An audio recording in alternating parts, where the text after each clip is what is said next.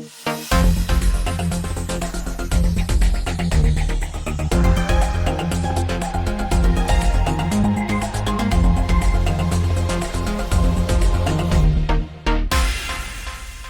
ден, го гледате неделното интервју на Радио Слободна Европа. Наш денешен гостин е директорката на Агенцијата за вработување, Билјана Јовановска. Јовановска, од почетокот на пандемијата со коронавирусот околу 12.000 лица го загубиле работното место. Зошто се чекаше 2 месеци за објавување на новите бројки? Од приливот на невработени лица, околу 12.000, односно 11.734 лица дојдоа на евиденција, а за истите е регистриран престанок на работен однос, односно одјава од задолжително социјално осигурување во периодот после 11.3.2020 година или така кажано COVID кризата. Бројките ги објавивме на оние кои што ги поставија прашањата, поединечно ги објавивме и за јуни и за јули, бидејќи предмет на интерес ни се овие лица кои што во ковид кризата останаа без работа и го изгубија своето работно место. Токму за нив се наменија и финансиски средства во делот на паричен надомест согласно уредбата и се креираше мерка грант со самовработување, каде што околу 120 лица од оваа ранлива категорија на невработени лица имаа можност да аплицираат и доколку се подготвени да започнат свој бизнис план. Во периодов веќе почнуваат со обука тие лица и очекуваме во краток временски период да го регистрираат својот бизнис. Најголем беше интересот од страна на невработените лица за грантот за самовработување, каде што се потполни бројката од некаде околу 1500 невработени лица, кои што веќе ќе преминат во фаза на склучување на договори, регистрација на фирма и отпочнување со својот бизнис, субвенционирање на плати, каде што имавме подпишано околу 1500 договори за невработени лица, со над 1000 компании, од првично предвидениот опфат на корисници од нешто над 8000 лица. За овие месеци во време на пандемија имаме некаде околу 6000 невработени лица кои што се вклучија во активните мерки и политики и некаде околу над 4000 компании, правни субјекти кои исто така земаа учество во активните мерки и политики. Интересот кај нив е се уште голем. Преку центрите за вработување, они се подготвени за нови апликации.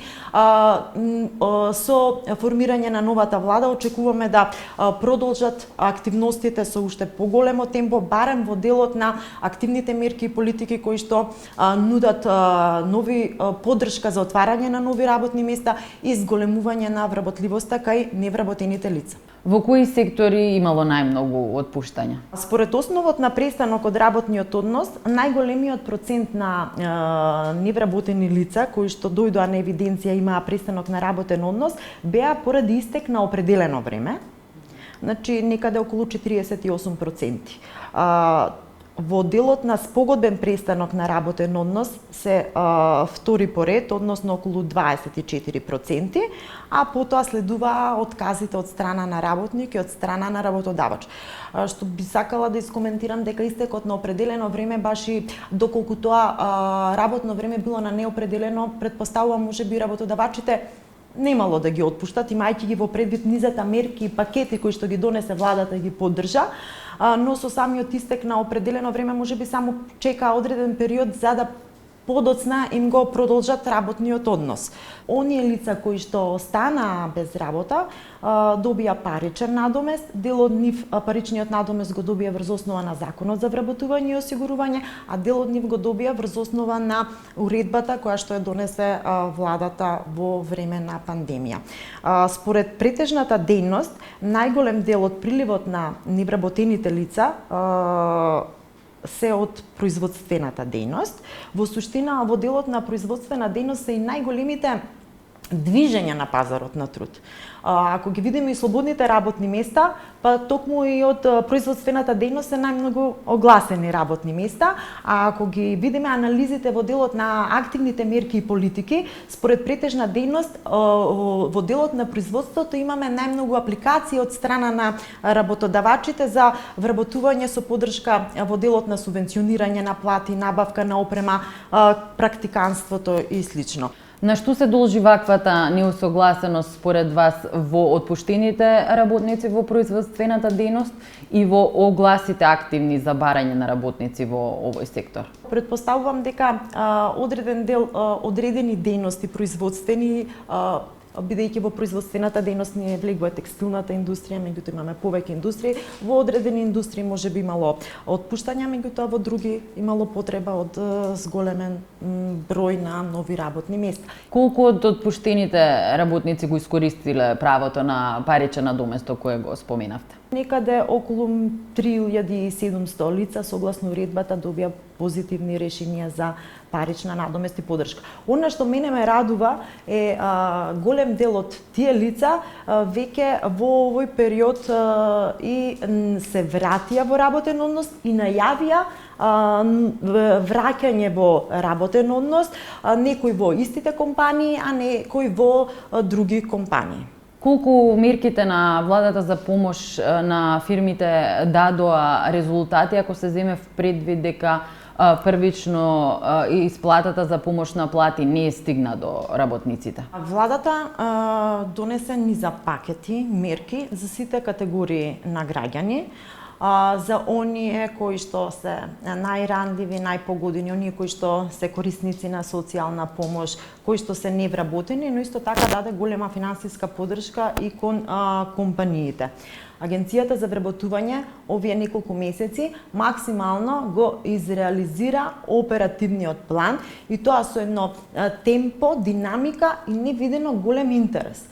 Значи, субвенционирањето на плати оваа година беше мерка која што беше најбарана и најискористена и за многу краток временски период се потполни бројот на предвидениот опфат на корисници и се уште работодавачите се интересираат за таа мерка. А ако земеме во предвид дека едни од предусловите за да си учесник во таа мерка е да не ти е намален бројот да отвориш ново работно место, да вработиш ново лице од евиденција на невработени, од друга страна да не го намалуваш бројот на вработени, редовно да ги исплаќаш платите и социјалните придонеси. За мене како раководно лице на оваа институција и целиот колектив е стварно позитивен момент.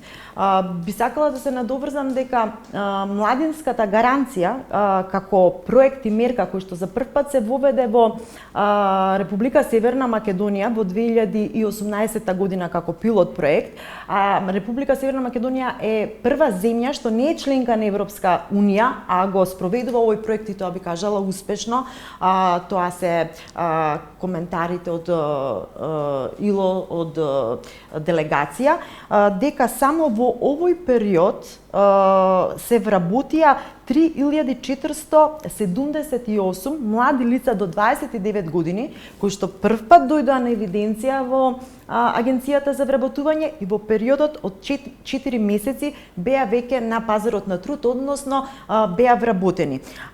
Вкупно влезени млади лица во младинската гаранција се околу 15.000 млади лица. Министерот за здравство Венко Филипче најави дека од десен е можно воведување на нови рестриктивни мерки поради пандемијата со коронавирусот.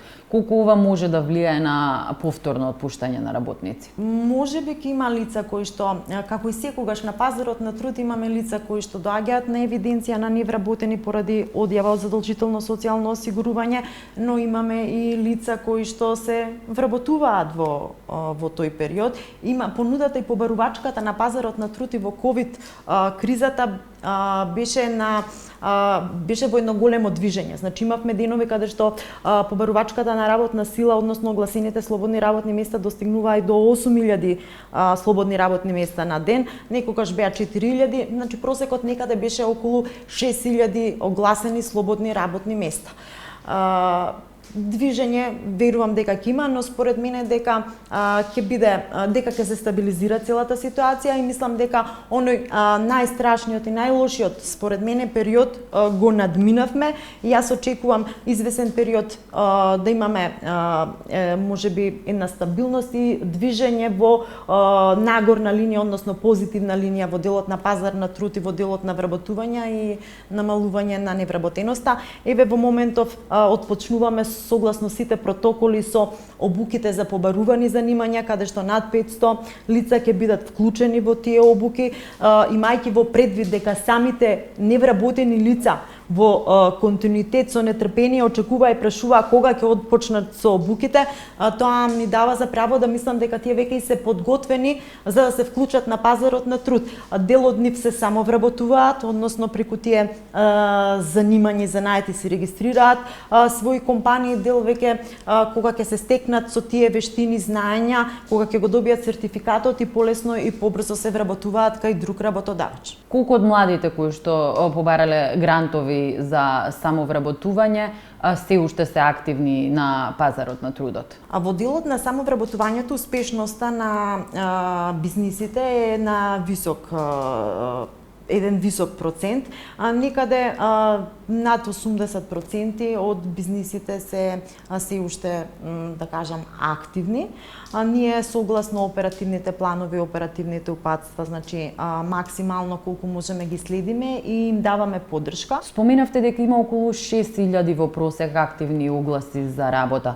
Како според вас може да се надмине неусагласеноста на понудата и побарувачката на пазарот на трудот? Преку активните мерки и политики за вработување, агенцијата се вклучува во делот на надминување на овој проблем и преку обуките за побарувани занимања за наето и преку обуките за побарувани работни места, кај познат работодавач, IT обуките. Исто така ги надминуваме со финансиската поддршка што ја даваме кон работодавачите. И би сакала да кажам дека заеднички ќе се направат напори со Министерството за образование, кој што е клучен фактор во креирање на како да кажам, идните генерации кои што треба да се вклопат на пазарот на труд, односно во делот на занимањата за наетите кои што ги побаруваат работодавачите. Тука мислам дека ќе се вложиме сите, и Агенцијата за вработување како институција, Министерството за образование, Центарот за стручно образование, коморите, стопанските комори, работодавачите, и дека ќе се изнајде решение кое што ќе биде и квалитетно и долгорочно. Ви благодарам за издвоеното време. Ви благодарам на вас. Тоа беше се во неделното интервју на Радио Слободна Европа. До гледање.